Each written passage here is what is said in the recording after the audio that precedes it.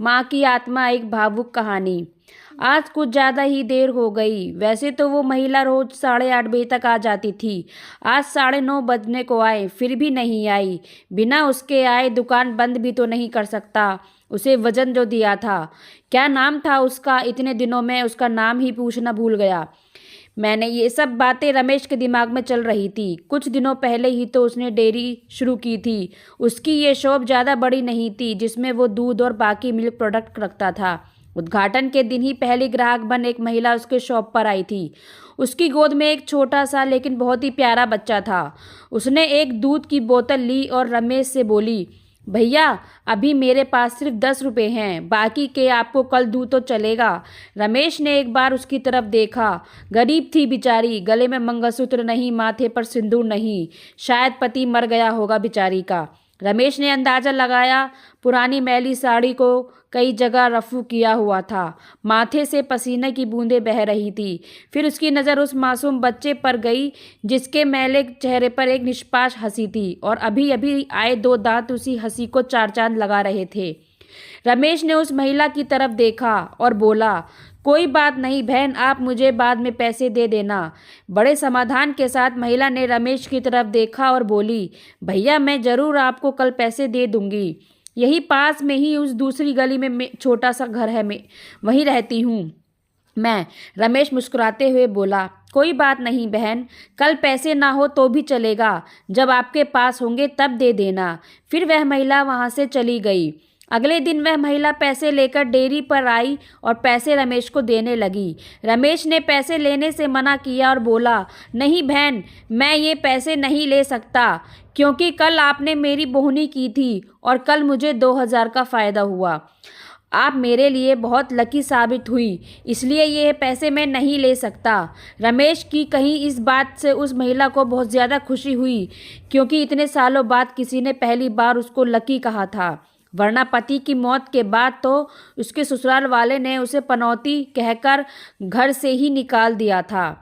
भैया रात को कितने बजे तक आपकी यह शॉप खुली रखते हो? महिला ने रमेश से पूछा।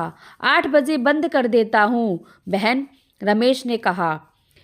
रमेश का जवाब सुनकर महिला का चेहरा उदास हो गया। रमेश को यह समझते देर नहीं लगी। उसने पूछा, कोई समस्या है बहन? अपने बच्चे और अपना पेट पालने के लिए मैं 2 घरों में झाड़ू बर्तन का काम करती हूँ। यह सब काम करके रात को 8:30 बजे घर लौट पाती हूँ।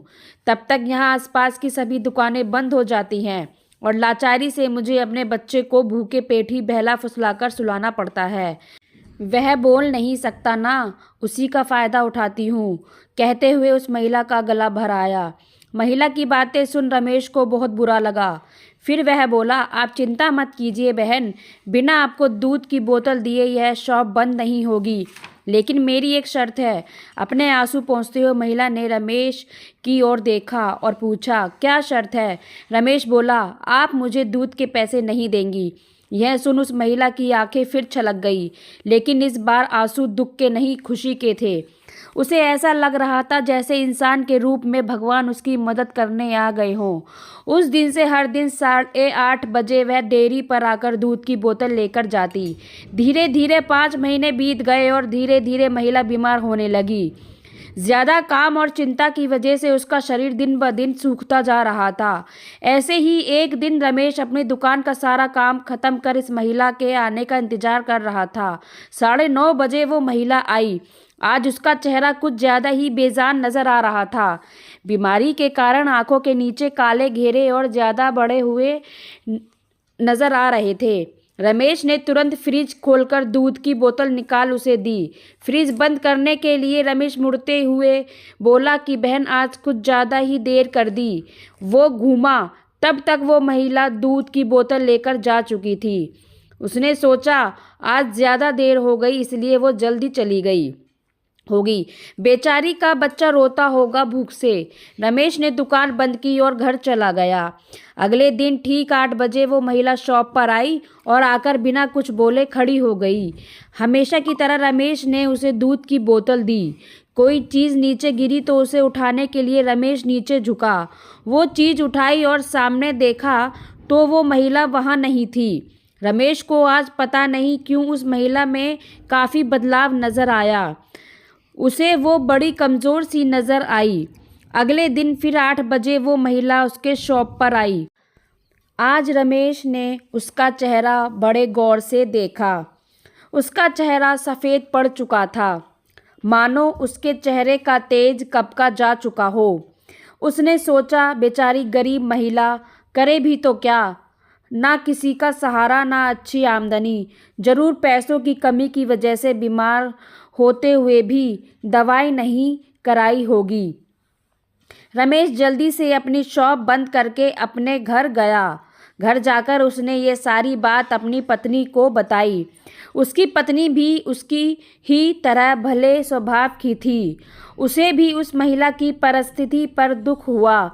वो रमेश से बोली, ऐसा करते हैं, कल उस महिला के घर चलते हैं और उसे किसी अच्छे डॉक्टर को दिखा आते हैं। रमेश को अपनी पत्नी की बात सुन उस पर गर्व हुआ, क्योंकि उसके विचार भी उसी की तरह दूसरों के प्रति परोपकार के थे। अगले दिन सुबह दोनों उस महिला के घर जाने को रवाना हुए। रमेश को उसका पता ठीक से याद नहीं था। जब वे उस छोटी सी गली में पहुंचे तब वहां एक छोटा सा मकान था, जिसके आसपास दूर दूर तक और किसी का घर नहीं था। जैसे जैसे वे उस मकान की तरफ बढ़ते जा रहे थे, वहां एक बदबू तेज होती जा रही थी। दोनों उस मकान तक पहुंचे और दरवाज़ा खटखटाया ही था कि वो खुल गया और वो बदबू असहनीय रूप से बढ़ गई। फिर भी दोनों अपने नाक पर कपड़ा रख उस अंधेरे मकान में घुसे, जहां बच्चे के खेलने की आवाज़ आ रही थी। रमेश ने किसी तरह स्विच ढूंढकर मकान की लाइट जलाई और सामने जो दृश्य दोनों ने देखा, वह देखकर दोनों की आंखें फटी की फटी रह गईं। उस कमरे में उस मासूम बच्चे की मां मरी पड़ी हुई थी। उसे देखकर लग रहा था कि वह 3-4 दिन पहले ही अपना देह त्याग चुकी है, क्योंकि धीरे धीरे उसका शरीर सड़ने लगा था। निर्जीव पड़े उस शरीर की आंखें देखकर लग रहा था जैसे रो रो कर सूख चुकी हों। निर्जीव होते हुए भी उस महिला की दोनों आंखें अपने बेटे को ही देख रही थी।